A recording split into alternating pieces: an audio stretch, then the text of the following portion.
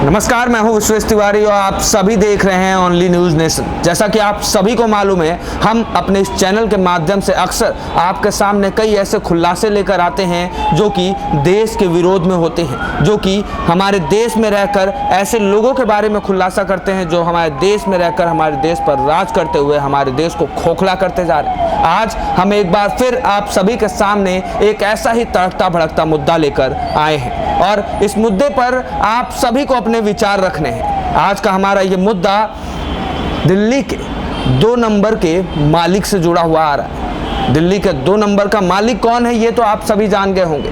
खैर, जिनको नहीं पता हम बता दें। ये मामला है मनीष सिसोदिया से जुड़ा हुआ।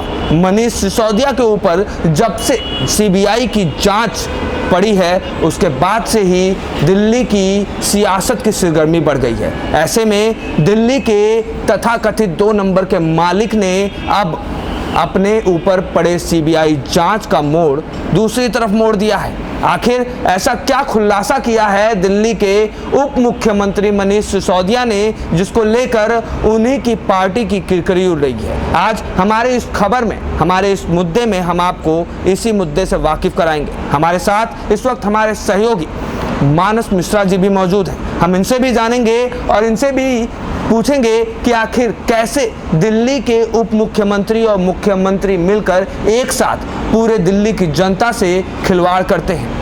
तो चलिए आगे बढ़ते हैं और आपको ये पूरा का पूरा मामला दिखाते हैं। आगे बढ़ने से पहले आप सभी से अनुरोध है कि खबर समझ में आए, पसंद आए तो खबर पर लाइक शेयर तो करिएगा ही, साथ में दिल्ली के मुख्यमंत्री अरविंद केजरीवाल और उप मुख्यमंत्री मनीष सिसोदिया ने मिलजुल कर ये जो पूरा का पूरा मामला, ये पूरा का पूरा जो कहानी रचा है, इस पर अपनी राय प्रतिक्रिया जरूर रखिएगा।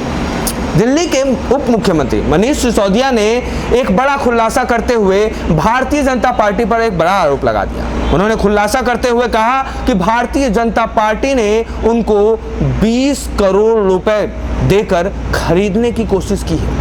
यह मामला सिर्फ आप ही के लिए चौंकाने वाला नहीं, इस मामले को सुनकर हम भी चौंक गए, क्योंकि ये वही पार्टी है जो अडानी के दशमलव के बाद अडानी के पास कितना पैसा पता है उसके पूरा का पूरा हिसाब किताब रखती है। ये वो पार्टी है जो भारतीय जनता पार्टी के नेताओं के स्विस बैंक में कितने पैसे पड़े हैं उसका पूरा लेखा जोखा रखती है। लेकिन आज जब मनीष सिसोदिया ने ये खुलासा अपने मुंह से कर दिया, इसका कोई भी प्रूफ नहीं दिया, तो आखिर इस मामले पर सवाल पूछना हमारा हक बनता है। हम मानस जी के पास बढ़ेंगे और पूछेंगे कि आखिर दिल्ली के मुख्यमंत्री ने, उप मुख्यमंत्री ने जो ये खुलासा किया है भारतीय जनता पार्टी पे, इस पर आपका क्या कहना है? देखिए, सबसे बड़ा यहाँ पर अगर कहने की बात करें तो आजकल केवल कहना ही कहना हो रहा। आम आदमी पार्टी पर बीजेपी आरोप लगा रही है और आम आदमी पार्टी जब आरोप बीजेपी लगा रही है तो आम आदमी पार्टी आती है और उससे पूछा जाता है कि आम का स्वाद कैसा होता है,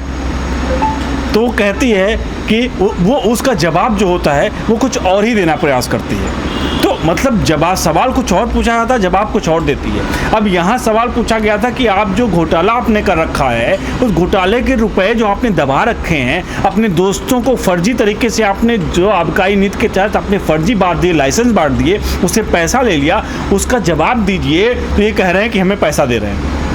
इनसे सवाल पूछा जा रहा है, उल्टा सवाल पूछ रहे हैं कि वो हमें 30 करोड़ रुपए ऑफर कर रहे हैं, 20 करोड़ रुपए ऑफर कर रहे हैं। और जबकि बीजेपी में, बार बार आप सभी दर्शकों से कह दूं, बीजेपी का प्रवक्ता नहीं हूं मैं, जबकि बीजेपी बार बार सबूतों के साथ आ रही कि देखिए आंकड़े कह रहे हैं कि आपने कुछ इतने 100 करोड़ रुपए, इतने करोड़ रुपए यहाँ आपने खाए हैं, और उसकी कैग की रिपोर्ट के सबकी रिपोर्ट प्रस्तुत कर रही है। और जब वही मनीष सिसोदिया एक जो इल्ज़ाम लगा रहे हैं, जिनके जो बाप, माफ़ कीजिएगा, मुखिया जो हैं अरविंद केजरीवाल, जब पहले आरोप लगाते तो फाइल लेके आते थे, कहते ये फाइल है। तो कहाँ गई अगर आपकी फाइल जो 20 करोड़ वाली है, जिसको मनीष सिसोदिया का फ़ोन आया था, वो फाइल भी तो दिखा देनी चाहिए। और दूसरी बात है, आप मुद्दे को सिर्फ उलझा रहे हो। ये मुद्दे को उलझाना है, क्योंकि ये चाह रहे हैं कि बात इस पर हो कि बीजेपी ने खरीद रही है, बीजेपी लोटस, ऑपरेशन लोटस चला रही है इस समय दिल्ली में। तो ऑपरेशन लोटस पे लाना चाह रहे हैं, आबकारी नीति में घोटाले को ये ऑपरेशन लोटस का नाम दे करके कन्वर्ट करने चाह रहे हैं, जिससे मीडिया इस पर बात करने लगी। देखिए, जिस तरीके से मनीष सिसोदिया जनता और पूरे देश की जनता और दिल्ली की जनता को गुमराह करने की कोशिश कर रहे हैं, ये सवाल तो खड़ा होता है कि वो पार्टी जो सबका लेखा जोखा लेके बैठती है, कम से कम अगर 20 करोड़ का उसके पास लेखा जोखा नहीं है तो रिकॉर्डिंग ही सुना देती, कम से कम कॉल रिकॉर्ड ही दिखा देती। लेकिन शायद मनीष सिसोदिया के पास बोलने के लिए सब कुछ है, लेकिन शराब नीति में उन्होंने जो घोटाला किया है उस पर बोलने के लिए कुछ भी नहीं है। वहीं अरविंद केजरीवाल को देखिए, अरविंद केजरीवाल लगातार मीडिया और प्रेस कॉन्फ्रेंस के द्वारा मनीष सिसोदिया को भारत का सर्वोपरि नागरिक घोषित करने में लगे हुए हैं। अरविंद केजरीवाल ने तो यहां तक कह दिया है कि मनीष सिसोदिया जैसे व्यक्ति को भारत रत्न दे देना चाहिए। तो मानस जी, यहां मैं आपसे पूछना चाहूंगा कि अगर मनीष सिसोदिया जैसे व्यक्ति को भारत रत्न दे दिया जाएगा तो फिर नीतीश कुमार और लालू यादव जैसे घोटालेबाजों को बुरा नहीं लगेगा क्या? देखिए, नीतीश को देखिए, यहाँ पर सबसे बड़ी बात आपको बता दूँ, मनीष सिसोदिया को भारत रत्न दे दो और अरविंद केजरीवाल को प्रधानमंत्री बना दो। दो ही चीज़ है इस देश में। अरविंद केजरीवाल ईमानदार नहीं, कट्टर ईमानदार है। अब बात करें चोर और कट्टर चोर, और चोर चोर होता है, कट्टर चोर के में क्या मतलब, ईमानदार और कट्टर ईमानदार में डेफिनेशन क्या है? ये अपनी पता है क्या, ये अपनी अलग नीति करने, ये अपनी अलग राह चुनना चाहता है ये व्यक्ति, और चाहता है कि उस पर बात हो कि ईमानदारी एक शब्द है, लेकिन कल को अगर कट्टर ईमानदार की बात आएगी तो एक अलग यूएसपी कट्टर ईमानदार की, कि आम आदमी पार्टी ने कट्टर ईमानदार गढ़ा है। कट्टर ईमानदार कोई शब्द नहीं होता है। और एक बात बता दूं, लेकिन इस मामले में कट्टर बेईमानी की जा रही है आम आदमी पार्टी के दौरान। वो पार्टी जो आम जनमानस के कहीं ना कहीं एक तरह से उनके गुस्से का जो कांग्रेस के प्रति था उससे पैदा हुई, और लगा आम आदमी को कि शायद हमारे लिए एक ऐसा व्यक्ति आ रहा है जो नायक होगा।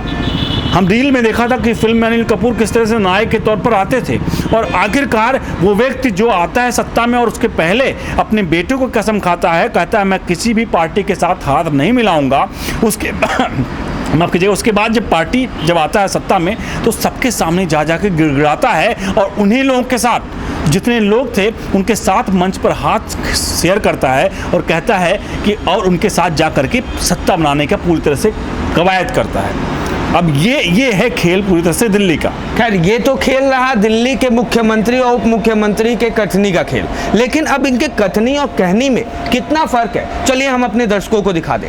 आपको बता दें कि परमजीत कात्याल आपके एक पूर्व नेता थे। हमने आपसे पहले ही खबर के शुरुआत में कहा था कि हम आपको उस खुलासे से भी वाकिफ करवाएंगे जो खुद उप मुख्यमंत्री और मुख्यमंत्री, दिल्ली के उप मुख्यमंत्री, मुख्यमंत्री की धज्जियां उड़ा कर रख देगा। ये खुलासा वही है।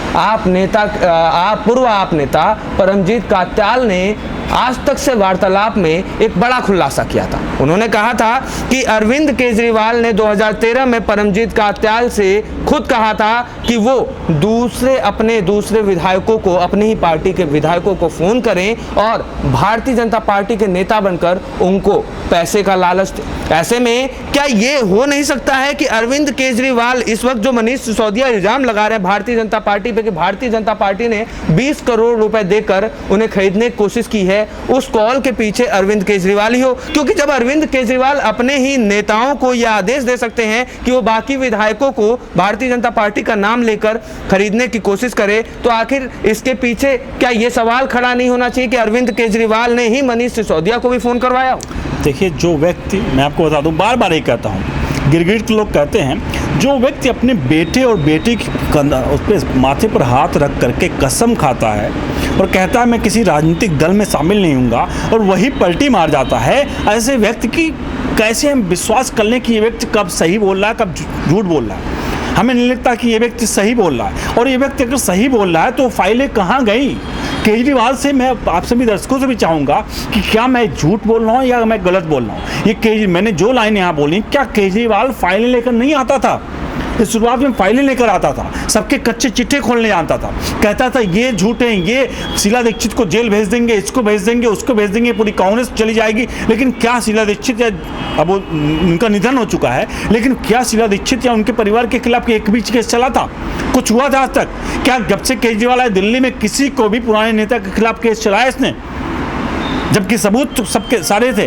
तो क्या इसकी बात का कितना हम भरोसा करें कि ये सही बोल रहा है? और जबकि मैं आप साफ तौर पर है ये मामले को पलटाना चाहता है। ये चोरी जो दलाली की हुई है, उस दलाली पर कैसे उस पर कुछ को ढका जाए, तो वो दलाली के ढकने के लिए ऑपरेशन लोटस का नाम देकर सारा खेल खेलना खचा रहा है। देखिए, इसमें तो कोई दो राय नहीं है कि दिल्ली के उप मुख्यमंत्री मनीष सिसोदिया बहुत बड़े मल्टी टैलेंटेड हैं। अगर अरविंद केजरीवाल ने उनको भारत रत्न के लिए बोला है तो भारत रत्न मिलना भी चाहिए, क्योंकि ऐसा मल्टी टैलेंटेड आदमी जिसके हाथ में दिल्ली के नौजवानों को शिक्षा प्रदान करने के साथ साथ ही दिल्ली के नौजवानों के हाथ में दारू प्रदान करने का एक वो दे दिया गया हो, जिम्मेदारी दे दी गई हो, ऐसे मल्टी टैलेंटेड व्यक्ति के लिए भारत रत्न के क्या भारतीय जनता पार्टी उसे बुला भी सकती है? कोई भरोसा नहीं, क्योंकि भारतीय जनता पार्टी के पास शायद ऐसे मल्टी टैलेंटेड लोगों की कमी हो गई है। मैं आखिरी कमेंट के लिए मानस मिश्रा जी के पास पढ़ना चाहूँगा। आखिरी कमेंट यही है कि ये जो कुछ हो रहा है इसमें अरविंद केजरीवाल, मनीष सिसोदिया साफ दिख रहा है, दूध का दूध और पानी का पानी है कि अगर जवाब नहीं दे रहे हैं और जवाब नहीं दिया है, नहीं दे रहे नहीं, जवाब नहीं दिया है, साफ तौर पर दाल पूरी काली है। और इस पूरी काली दाल की ईडी अभी आ चुकी, ईडी की एंट्री हो गई, इन्फोर्समेंट डायरेक्टर की, सीबीआई की।